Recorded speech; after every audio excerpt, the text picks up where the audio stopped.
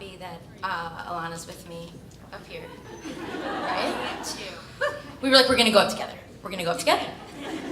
Gonna do this. I like to do a little prop work before I start.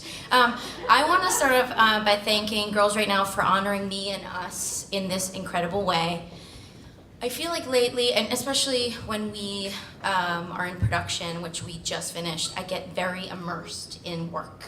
And this is a really special thing to come out here tonight to celebrate this wonderful mission, this way of connecting women and experience, and I'm just so extremely happy to be here and see this organization in action. You know, Alana and I talk about our process a lot, and throughout the course of writing and rewriting our show, we go over dialogue, story, etc. And the same thing comes back up over and over again. Does this feel honest or truthful? Does it feel like us? Is this how we would say this? And listen, our show is not in any way a documentary. We have grown very far away from our characters. We are not like them. It's like we couldn't be farther. Yeah, my name is Abby on the show, but we have totally different middle and last names, okay? So, but however far we go, everything has to be based on a seed of truth, and we can always sniff it out if it's not, and it always comes up, and we always kind of had to figure out how to make it more feel like us. And sometimes we take that seed and we amplify it to the most bizarre, actually insane places, but the seed is still there, and it always starts with something from us. And it took me a really long time to realize that, to trust that me, Abbi Jacobson, as a subject was enough to write about. Coming up in comedy, I was always looking at the people ahead of me and what they were doing to succeed. What type of characters they were creating, bless you. You know, what type of one-person shows they were putting up. And I just will have you know that I did do a one-person show. And it was spectacular.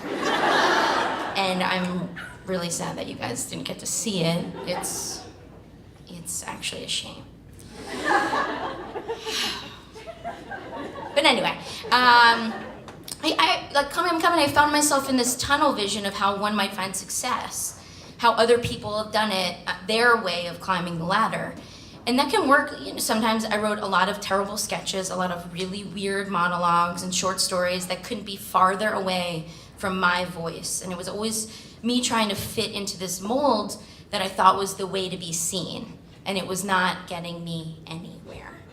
But then something clicked. I wrote this monologue. I had taken this class and I wrote this monologue for myself about a camp counselor, Dana Denenberg.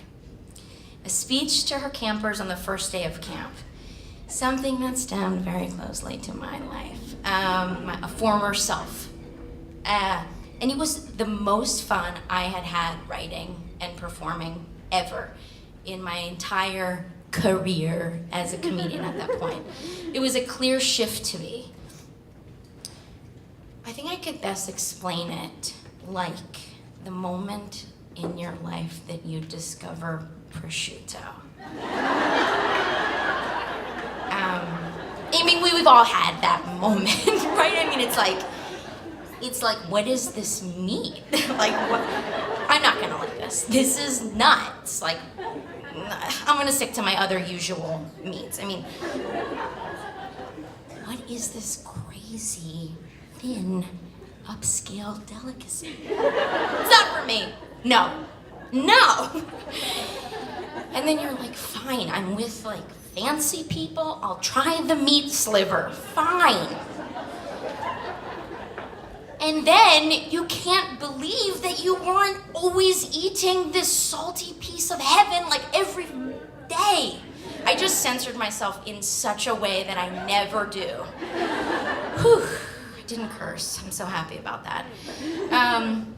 Anyway, that is how I was with the writing about my life thing. I mean, you guys get it. You completely understand what I'm saying about the prosciutto and me running for my life. And this was around the same time that Alana and I started working together and honing our individual voices while we were making our web series, Broad City, which came before the TV show. And we both came to this at the same time, and I think that's why we've gotten so far together. That the only way that we were ever going to succeed as writers and through that as performers was to own it all. I stopped looking at everyone else and I looked at myself. It was so freeing and empowering to trust myself, to write about what I thought was funny, what I talked about, what I heard, what I saw, and what I experienced in the world. And that's a very hard thing to come to. And we are so lucky that we found the support system in each other and in our community. And it's still something that I have to constantly remind myself and work on. And that is what makes this organization so incredible. Girls Right Now is doing amazing things to encourage young women to look within and see that their point of view is not only valid, but it's important and essential. And that is so powerful. They're arming girls with the tools and the confidence to tell their stories and to express what's going on in the world and in their lives. And we need that now more than ever. More than ever before, we need that right now. And I feel so extremely honored to be here with you all tonight. I'm so inspired by my fellow honorees and their work and those speeches that I was literally almost having a panic attack to follow. But I'm even more honored to be here with everyone involved in Girls Right Now, all the mentors and mentees. The work you do here is so vital, and the positive effects are too great to be measured.